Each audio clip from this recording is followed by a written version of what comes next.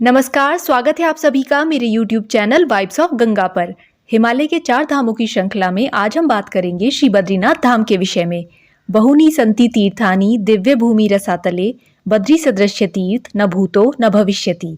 स्कंद पुराण के अनुसार स्वर्ग, भूमि और पाताल तीनों ही जगह अनेकों तीर्थ हैं, परंतु बद्रीनाथ जैसा तीर्थ न कभी था और न ही कभी होगा। श्री बद्रीनाथ साक्षात श्री हरि विष्णु, जो इस संपूर्ण सृष्टि के पालक कहलाते हैं, जो इस सृष्टि के कल्याण के लिए अनेकों लीलाएं रचते हैं। भगवान विष्णु ने मानव सभ्यता के कल्याण के लिए और अधर्म के नाश के लिए इस धरती पर 24 अवतार लिए। भगवान विष्णु का नर नारायण अवतार एक ऐसा अवतार था जिसमें वे एक ही समय में 2 रूपों में अवतरित हुए। भगवान विष्णु ने नर नारायण के रूप में तपस्या के बल पर अधर्म का नाश किया और केदारखंड सहित बद्रिका वन की पावन भूमि पर तप करते करते पर्वत के रूप में ही स्थापित हो गए। ऐसा कहा जाता है कि नर नारायण की तपस्या के कारण ही भगवान शंकर केदारेश्वर ज्योतिर्लिंग के रूप में प्रकट हुए थे और नर नारायण ने ही बद्रिका आश्रम में भगवान विष्णु के स्वयं प्रकट विग्रह की स्थापना की थी। श्री बद्रीनाथ धाम भारतवर्ष के 4 प्रमुख धामों में से एक है और अन्य 3 धाम है द्वारिकापुरी, जगन्नाथपुरी और रामेश्वरम। सनातन संस्कृति का पवित्र तीर्थ श्री बद्रीनाथ धाम नर नारायण पर्वत श्रृंखलाओं से घिरा हुआ है। यह धाम अलकनंदा नदी के बाएं तट पर स्थित है। कहा जाता है कि जब मां गंगा धरती पर अवतरित हुई तो 12 धाराओं में बट गई और बद्रीनाथ धाम में बहने वाली धारा अलकनंदा के नाम से विख्यात हुई। भारत के उत्तर में स्थित बद्रीनाथ धाम नीलकंठ पर्वत श्रृंखला की पृष्ठभूमि पर स्थित है। श्री बद्रीनाथ धाम को धरती का वैकुंठ भी कहा जाता है। वैकुंठ अर्थात भगवान श्री हरि विष्णु का निवास स्थान।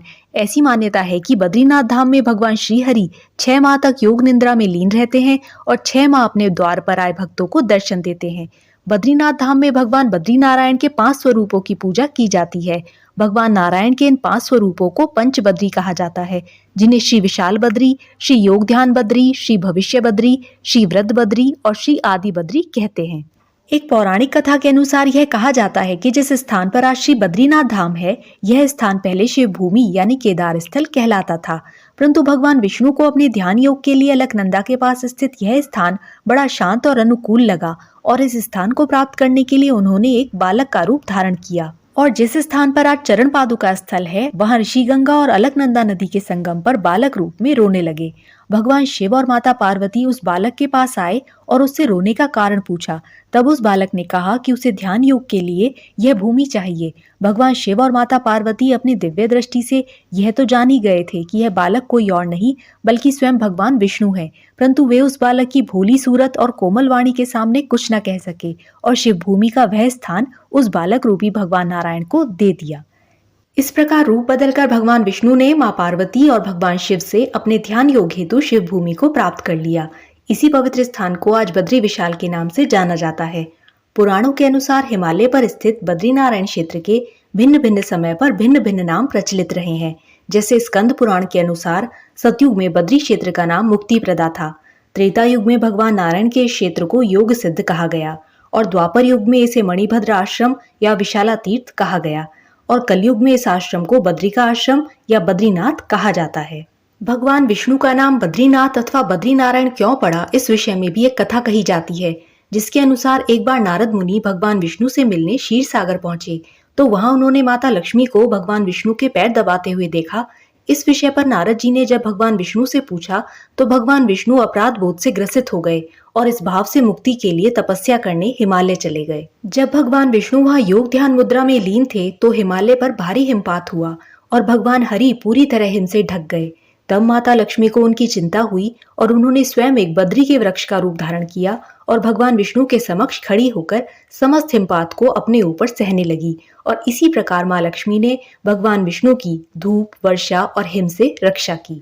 जब भगवान विष्णु अपनी तपस्या से उठे तो उन्होंने मां लक्ष्मी को बद्री यानी बेर वृक्ष के रूप में हिम से ढका हुआ देखा। तब भगवान हरि ने मां लक्ष्मी से कहा कि आपने भी मेरे ही बराबर तपस्या की है, इसलिए आज से इस धाम पर मुझे आपके साथ ही पूजा जाएगा और क्योंकि आपने मेरी रक्षा एक बद्री वृक्ष के रूप में की है, इसलिए आज से मुझे बद्री के नाथ अर्थात बद्रीनाथ के नाम से जाना जाएगा। बद्रीनारायण के विषय में कहा जाता है कि यह भगवान विष्णु को समर्पित 108 दिव्य देशों में से एक है। यहाँ भगवान बद्रीनारायण की शालिग्राम शिला से निर्मित 1 मीटर ऊंची मूर्ति है। मान्यताओं के अनुसार इस मूर्ति को आदि शंकराचार्य ने 8वीं शताब्दी में नारद कुंड से निकालकर स्थापित किया था। इस मूर्ति को भगवान विष्णु की 8 स्वयं प्रकट प्रतिमाओं में से एक माना जाता है। विष्णु पुराण, स्कंद पुराण, महाभारत और कई प्राचीन ग्रंथों में श्री बद्रीनाथ मंदिर का उल्लेख किया गया है। पद्म पुराण में बद्रीनाथ मंदिर के आसपास के क्षेत्र को आध्यात्मिक निधियों से परिपूर्ण कहा गया है। भागवत पुराण के अनुसार बद्रिका आश्रम में भगवान विष्णु समस्त सृष्टि के कल्याण हेतु नर नारायण के रूप में अनंत काल से तपस्या में लीन है। बद्रीनाथ धाम अलकनंदा नदी और ऋषिगंगा नदी के पवित्र संगम पर स्थित है। ये दोनों ही मां गंगा की धाराएं हैं। बद्रीनाथ मंदिर के पास और भी कई पूजनीय और दर्शनीय स्थल हैं, जैसे ब्रह्म कपाल, जो धार्मिक कार्यों के लिए प्रयोग होने वाला एक समतल चबूतरा है। शेष नेत्र, जो शेष नाग की छाप वाला एक शिलाखंड है। चरण पादुका, जिसमें एक शिला पर भगवान विष्णु के पैरों के निशान हैं। माता मूर्ति मंदिर, जिसके विषय में कहा जाता है कि यह भगवान बद्रीनाथ की माता को समर्पित एक मंदिर है। वेद व्यास गुफा और गणेश गुफा, जिनके विषय में कहा जाता है कि यहाँ वेद व्यास जी और गणेश जी ने महाभारत, वेद और उपनिषदों की रचना की थी। बद्रीनाथ से कुछ ही दूर वसुधारा नामक झरना पड़ता है, जहाँ अष्टवसुओं ने तपस्या की थी। ऐसा कहा जाता है कि इस झरने की बूंदें पापी मनुष्यों के ऊपर नहीं गिरती हैं। इसके निकट ही सतोपंत नामक स्थान है, जिसे स्वर्गारोहिणी भी कहते हैं। ऐसी मान्यता है कि यहीं से राजा युधिष्ठिर ने सदैव स्वर्ग को प्रस्थान किया था। बद्रीनाथ धाम के दर्शन अप्रैल मई से लेकर अक्टूबर नवंबर तक किए जा सकते हैं। सर्दियों के 6 माह बद्रीनाथ धाम के कपाट एक अखंड ज्योत प्रज्वलित करके बंद कर दिए जाते हैं और भगवान बद्रीनाथ के विग्रह को 40 मील दूर स्थित ज्योतिर्मठ के नरसिंह मंदिर में लाया जाता है और सर्दियों के 6 माह भगवान बद्रीनाथ इसी मंदिर में निवास करते हैं। बद्रीनाथ धाम को हिमालय की 4 धाम यात्रा में अंतिम पड़ाव के रूप में माना जाता है। भगवान बद्रीनाथ के दर्शन निश्चित रूप से पुण्य प्राप्ति और मन की शांति के लिए एक विशिष्ट अनुभव है। बद्रीनाथ धाम की यात्रा सभी के लिए शुभ हो, मंगलमय हो, इसी मनोकामना के साथ धन्यवाद।